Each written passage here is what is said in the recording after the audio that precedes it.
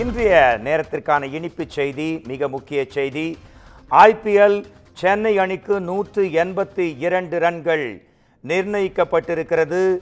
CSK Chennai super Kings மற்றும் சென்னை அணிக்கு இந்த போட்டியில் முதலில் விளையாடிய ராஜஸ்தான் அணி அதிரடியாக தனது ஆட்டத்தை தொடங்கி 183 ரன்கள் இலக்கு என சென்னை அணிக்கு இலக்கு நிர்ணயித்திருக்கிறது. தற்போது இன்னும் சற்று நேரத்தில் சென்னை அணி பேட்டிங் செய்ய இருக்கிறது. ராஜஸ்தான் ராயல்ஸ் அணி 182 ரன்கள் எடுத்திருக்கிறது.